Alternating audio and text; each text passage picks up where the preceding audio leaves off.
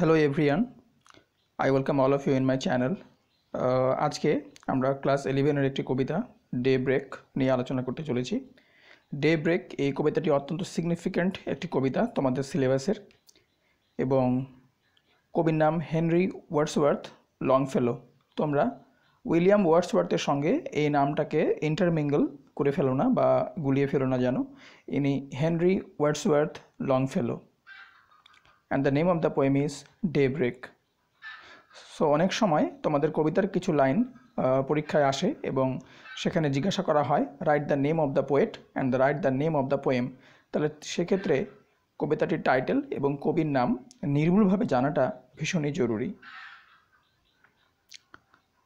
আমাদের কবি Henry Wordsworth Longfellow was born in 1807 and passed away in 1882. তিনি 1807 সালে জন্মগ্রহণ করছেন এবং 1882-তে তিনি পরলোকগমন করছেন। তার সম্বন্ধে সংক্ষেপে কিছু কথা we should obviously know. Basically he is a poet, he is also known as a translator, he was also a teacher, and he is the most widely known and best love American poet of his time. তিনি সমসাময়িক অন্যান্য American কবিদের মধ্যে অত্যন্ত জনপ্রিয় ছিলেন। তাহলে তিনি বেসিক্যালি একজন কবি হওয়ার পাশাপাশি তিনি ট্রান্সলেটর এবং তিনি একজন টিচারও ছিলেন। এবারে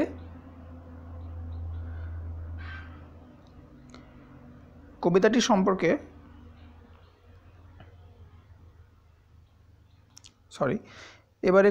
সম্পর্কে আমরা একটু জেনে নিচ্ছি। Daybreak is composed in 9 rhymed couplets. যদি আমরা কবিতাটা পড়ি তাহলে আমরা দেখব যে কবিতাটির মধ্যে টোটাল 18টি লাইন রয়েছে। In the poem there are in total 18 lines. কিন্তু এই 18টি line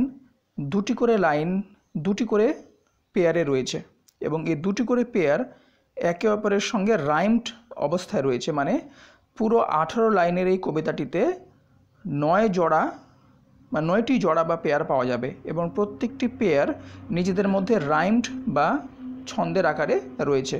so the poem day break is composed in 9 rhymed couplets. Couplet মানে এখানে দুটো করে লাইনের কথা বলা হচ্ছে, এবং যে দুটো লাইন নিজেদের মধ্যে রাইমড অবস্থায় রয়েছে। তাহলে ইন টোটাল কবিতাটিতে রয়েছে 18টি লাইন, এবং রাইমড কাপলেট হিসাবে ধরলে কবিতাটিতে রয়েছে 9টি রাইমড কাপলেটস। The poet has described the sea wind here as one that on its way awakening everyone it's coming into contact with. এই কবিতায় আমরা দেখতে পাবো যে কবি হেনরি ওয়ার্ডসওয়ার্থ লংফেলো এই কবিতায় সমুদ্র বাতাস বা সমুদ্র বায়ুকে দেখাচ্ছেন এমন একজন হিসাবে যে তার যাত্রাপথে যার সংস্পর্শে সে আসছে তাকে সে জাগাচ্ছে বা তাকে উঠতে বলছে, ঘুম থেকে উঠতে বলছে, অ্যাওয়েকেন করছে। তাদের মধ্যে রয়েছে ম্যারিনার্স, রয়েছে ফরেস্ট, উডবার্ড, জেন্টাইক্লিয়া মানে মোরগ, এবং কর্নফিল্ড শস্যক্ষেত, belfry tower and so on at the time of daybreak. তাহলে সময়টা হলো ডে ব্রেক, যখন এক অদ্ভুত সন্ধিক্ষণ, যেখানে রাত বিদায় নেয় এবং দিনের শুরু হয়। পুরোপুরি রাতও না, আবার পুরোপুরি দিনও নয়। এই যে অদ্ভুত এক সময় বা সন্ধিক্ষণ, ঠিক আছে, ভোর আমরা বলতে পারি কমবেশ মরাললেস। তো সেই ডে ব্রেক এর সময়টিকে এখানে কবি বেছে নিয়েছেন কবিতাটির লেখার ক্ষেত্রে। মানে কবিতাটির সময় হিসাবে আমরা এখানে ডে ব্রেকটাকে পাচ্ছি, এবং এই ডে ব্রেকের সময় সমুদ্র বাতাস বা সামুদ্রিক বায়ু সমুদ্র অর্থাৎ জলভাগ থেকে স্থলভাগের দিকে যাচ্ছে, এবং যাওয়ার পথে সে যাকেই পাচ্ছে তাকেই সে বলছে রাত শেষ, এবার সকাল হওয়ার পালা। The day is about to begin, the night is about to go, so it's the high time to wake up, তোমরা উঠে পড়ো।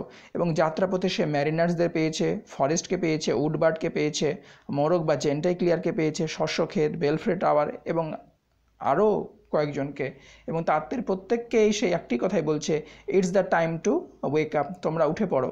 যদিও কবিতার শেষের দিকে আমরা দেখব পার্টিকুলার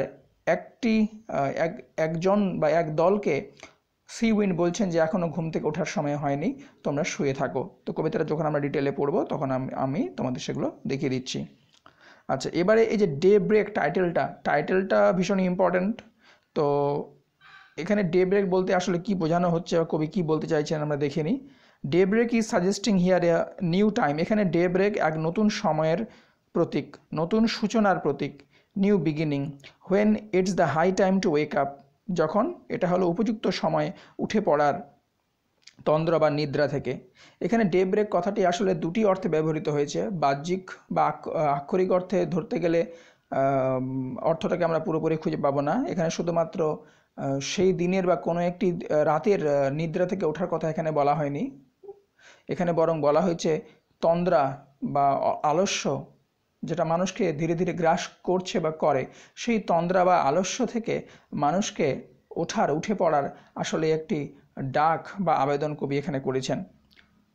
তো day break is suggesting here a new time, new beginning, when it's the high time to wake up and not to, এটা ডিলে হবে, not to delay anymore বা এনি লঙ্গার। কবি বলতে চাইছেন এটা উপযুক্ত সময়ে উঠে পড়ার, আর রাত নেই, রাত কেটে গেছে, সকাল হওয়ার পালা, তোমরা এবার উঠে পড়ো, আর কোনোভাবে বিলম্ব করা ঠিক না। রাদার টু ওয়েক আপ, বরং উঠে পড়ার সময়, অ্যান্ড মুভ অন এহেড, এবং সামনে এগিয়ে যাওয়ার পালা। মোস্ট সারপ্রাইজিংলি ম্যাচেস উইথ স্বামী বিবেকানন্দাস ওয়ার্ডস। আর এই কবিতাটি খুবই বিস্ময়করভাবে স্বামী বিবেকানন্দের কথার সঙ্গে মিলে যাচ্ছে, যেখানে স্বামী বিবেকানন্দ একথা বলেছিলেন, awake, arise and stop not till you reach your goal. ওঠো, জাগো, ওঠো এবং এগোতে থাকো, থেমে যেও না যতক্ষণ না তুমি তোমার লক্ষ্যে পৌঁছাচ্ছ। তো এটা একটা ক্রস রেফারেন্স। আশা করি এই ব্যাখ্যাটার জন্য তোমরা কবিতাটিকে আরও সহজে বুঝতে পারবে বা বিষয়টি তোমাদের কাছে আরও বেশি প্রাঞ্জল হবে। তাহলে আমরা এবারে কবিতাটিতে প্রবেশ করছি। The poem. A wind came up out of the sea. সমুদ্র থেকে বাতাস এগিয়ে আসছে স্থলভাগের দিকে। অ্যান্ড সেড, এবং এসেই বলছে, ও মিস্টস মেক রুম ফর মি। সারা রাতে যে কুয়াশা আশপাশ এর এলাকাকে ঘিরে ধরেছিল, সেই মিস্ট বা কুয়াশাকে এসে সামুদ্রিক বাতাস বা সি উইন্ড বলছে, তুমি সরে যাও, তোমার সময় শেষ, আমার জন্য জায়গা করে দাও। It hailed the ships and cried sail on. এবং সমুদ্রে ভাসমান জাহাজগুলোকে, অর্থাৎ জাহাজের নাবিকগুলোকে সামুদ্রিক বাতাস বা সি উইন্ড বলছে, এ মেরিনার্স, এই যে মেরিনার্স বা নাবিকেরা, দ্য নাইট ইজ গন, রাত কেটে গেছে, and hurried landward far away, তাড়াতাড়ি করো, এখনও স্থলভাগ অনেক দূরে। রাত কেটে গেছে মানে রাতের অন্ধকারে এবং প্রচণ্ড ঠান্ডার কারণে এবং অন্ধকারের কারণে জাহাজগুলো সমুদ্রে থিতিয়ে পড়েছিল যেন। এবার কবি বলছেন, মানে আসলে সামুদ্রিক বাতাস বা সি উইন্ড যেন মেরিনার্সদেরকে উদ্দেশ্য করে বলছে যে রাত কেটে গেছে, দিন হয়ে যাওয়ার পালা, এবার তোমরা ছুটে চলো, আর ঘুমিয়ে থেকো না, এখনও স্থলভাগ অনেক দূরে, মানে লক্ষ্য এখনও অনেক দূরে। কি বলছে?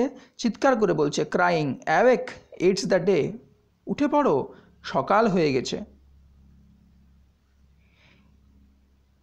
ইট সেইড আনটু দ্য ফরেস্ট, তারপরে এই সামুদ্রিক বাতাস ফরেস্টকে বলছে, শাউট, চিৎকার করে, hang all your leafy banners out, তোমরা তোমাদের শাখা প্রশাখা মেলে ধরো। তার মানে প্রচণ্ড শীতে, অন্ধকারে, শীতে, ঠান্ডায় গাছপালাগুলো নিজেরা কি হয়ে গেছিলো, নুয়ে পড়েছিল বা নিজেদেরকে যেন গাছপালা যেন নিজেদেরকে গুটিয়ে রেখেছিল প্রচণ্ড ঠান্ডায় এবং শীতে বা তুষারপাতের কারণে বা কুয়াশার কারণে। তো এখানে সি উইন্ড বলছে, রাত কেটে গেছে, তোমরা এবার নিজেদের শাখা প্রশাখা, বাউস, এখানে লিফি ব্যানার্স মানে the boughs, the leaves, the branches. Leafy banners বলতে আসলে এই জিনিসটা কি বোঝাচ্ছে? তো এখানে সি উইন্ড বলছে যে তোমরা তোমাদের শাখা প্রশাখা মেলে ধরো। তার মানে বোঝাই যাচ্ছে রাতের বেলায় প্রচণ্ড ঠান্ডায় গাছগুলো নিজেদেরকে আটোসাটো বা গুটিয়ে ফেলেছিল, শাখা প্রশাখা যেন নুয়ে গেছিলো। It touch the wood bird's folded wing, তাহলে আমরা দেখতে পাচ্ছি সামুদ্রিক বাতাস তার যাত্রাপথে যাকেই পাচ্ছে তাকেই সে অ্যাওয়েক করছে বা জাগাচ্ছে। এবার এই touch the wood bird's folded wing, এখানে wood bird most probably refers to woodpecker. খুব সম্ভবত এখানে উড বার্ড বলতে উড প্যাকার পাখির কথা বোঝানো হয়েছে, বা এখানে উড বার্ড বলতে শুধুমাত্র উড বার্ড নয়, এখানে সমস্ত পাখিদের কথাই কম বেশি বলা হয়েছে। এখানে wood bird is the representative of all the birds, মানে এই সি উইন্ড যখন সি থেকে শুরু করে বইতে বইতে স্থলভাগের দিকে যাচ্ছে তখন সে সবাইকে জাগিয়ে দিচ্ছে এবং একই সঙ্গে সে উডবার্ডকেও বলছে, তার পালক স্পর্শ করে তাকে জাগিয়ে দিয়ে বলছে, and said, O bird awake and sing, উঠে পড়ো এবং গান ধরো, and over the farms O chanticleer. তারপরে সেই বাতাস যখন খামারের উপর দিয়ে উড়ে যাচ্ছে তখন সেখানে থাকা মরককে বলছে, ইউর ক্লেরিয়ান ব্লো, এই যে মরক, তুমি তোমার আওয়াজ করো, তুমি তোমার ট্রাম্পেট বাজাও। তার মানে মোরগের যে ডাক, ভোরবেলা মোরগের যে ডাক, সেটাকে এখানে ক্ল্যারিয়ান বা ট্রাম্পেট হিসাবে এক্সপ্লেন করা হয়েছে। তার মানে এখানে সিউইন্ড বলছে যে মোরগ তুমিও উঠে পড়ো এবং তুমি জানান দাও যে সকাল হওয়ার পথে। আমরা জানি ভোরবেলা মোরগ ডাকে। দ্য ডে ইজ নিয়ার, দিন আর বেশি দূরে নেই, তার মানে সকাল হলো বলে। তাহলে এখানে এই বিষয়টা পরিষ্কার হয়ে যাচ্ছে যে it's not the morning time, it has not yet been the day বা দিন এখনও হয়নি, the day is about to begin. মানে এখানে ভোরের কথা বলা হচ্ছে, এক অদ্ভুত সন্ধিক্ষণ যখন রাত বিদায় নেয় এবং দিনের সূচনা, এই দুটোর এই যে জাংচার পয়েন্ট, এটাকেই এখানে ডে ব্রেক হিসেবে দেখানো হয়েছে।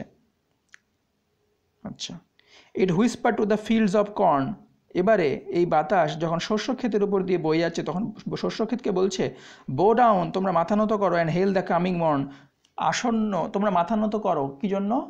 আসন্ন দিনের সম্মানার্থে। মানে যেমন আমরা স্টেজে দেখি যে অডিয়েন্সদেরকে গ্রিট করার জন্য অনেক সময় পারফর্মাররা মাথা নত করে সম্মান জানায়, অনেক সময় অডিয়েন্সরা আবার পাল্টা মাথা নত করে সম্মান জানায়। তো এখানে ঠিক সেরকম সি উইন্ড এখানে শস্য ক্ষেতকে বলছে যে, যেন কানে কানে গিয়ে বলছে, ধীরে ধীরে ফিসফিস করে বলছে, তোমরা আসন্ন সকালকে সম্মান জানানোর জন্য, আসন্ন সকালের সম্মানার্থে মাথা নত করো। ইট শাউটেড থ্রু দ্য বেলফ্রে টাওয়ার, তারপরে এই বাতাস বয়ে যাচ্ছে চার্চের পাশ দিয়ে, এবং চার্চের টাওয়ারে যে ঘণ্টা বাঁধা থাকে, তোমরা যদি কোনো চার্চ দেখে থাকো তাহলে দেখবে সেখানে একটা ঘণ্টা থাকে বড় টাওয়ার থেকে ঝোলানো, সেই ঘণ্টাকে বলছে, অ্যাওয়েক, তুমি জেগে ওঠো, ও বেল প্রোক্লেম দ্য আওয়ার, তুমি জেগে ওঠো, তুমি আওয়াজ করো এবং তুমি সময়ের জানান দাও বা ঘোষণা করো। কারণ আমরা বিভিন্নভাবেই তো বুঝতে পারি যে কী করে সকাল হলো, রাত আর নেই বা আর সকাল দূরে নেই, এগুলো কীভাবে আমরা বুঝতে পারি? আমরা মোরগের ডাক শুনে বুঝতে পারি। তারপরে অনেক সময় আমরা গ্রামাঞ্চলে থাকলে মোরগের ডাক শুনে উঠবো, পাখির ডাক শুনে উঠবো, বা গির্জার ঘণ্টাধ্বনি শুনেও আমরা বুঝতে পারি যে এখন কয়টা বাজে বা সময় হয়ে গেছে। তাহলে এখানে সি উইন্ড নিজেও সবাইকে জাগানোর চেষ্টা করছে, পাশাপাশি সে একই সঙ্গে মোরগকে, বেলফ্রাই টাওয়ারকে, উডবার্ডকেও বলছে যে তোমরা জেগে ওঠো এবং সময়ের ঘোষণা দাও। তাহলে পুরো কবিতার মাধ্যমে আসলে কবি একটা অ্যাওয়েকেনিং, জেগে ওঠার এক বার্তা দিতে চাইছেন কবিতাটির। এটাই হলো বিশেষ অর্থ। Throughout the poem the poet wants to propagate a message to wake up. It cross the churchyard with a sigh, কিন্তু যখন এই বাতাস চার্চইয়ার্ড বা গড়স্থানের উপর দিয়ে বয়ে যাচ্ছে তখন কিন্তু সে সেখানে বলছে, and said not yet in quiet lie, সেখানে গ্রেভের মধ্যে ঘুমিয়ে থাকা, মানে যে সমস্ত মানুষেরা কবরস্থ রয়েছেন তাদের উদ্দেশ্যে এই বাতাস বলছে, নট ইয়েট, এখনই নয়, এখনই ওঠার সময় না, ইন কোয়াইট লাই, তোমরা এখনও চুপ করে শুয়ে থাকো। তার মানে ব্যাপারটি হলো এখানে sea wind is awakening everyone, but the sea wind is not awakening the souls in the graves or the bodies, human beings in the graves. সেখানে সি উইন্ড বলছে যে এখনও সময় হয়নি। তাহলে কোন সময় হয়নি তাদের ওঠার? তাহলে কোন সময় তারা উঠবে? It refers to the time of judgment, বিচার দিনের সময় এখনও হয়নি। যেদিন আমরা ধর্মবিশ্বাসের দিক থেকে বিশ্বাস করি যে প্রতিটি হিউম্যান বিংস আফটার ডেথ তাদেরকে এক সময় জাগানো হবে, কোন দিন? বিচারের দিনে। তো সেখানে সি উইন্ড বলছে যে তোমাদের ওঠার সময় এখনও হয়নি, তোমরা এখনও চুপ করে শুয়ে থাকো। তো এই হচ্ছে কবিতাটা। তোমাদের বুঝতে যদি কোনো অসুবিধা হয় তোমরা অবশ্যই কমেন্টের মাধ্যমে সেটা জানাবে। আর তোমরা অবশ্যই চ্যানেলটিকে সাবস্ক্রাইব করো এবং বন্ধুদের সঙ্গে বেশি করে শেয়ার করো। Thank you so much.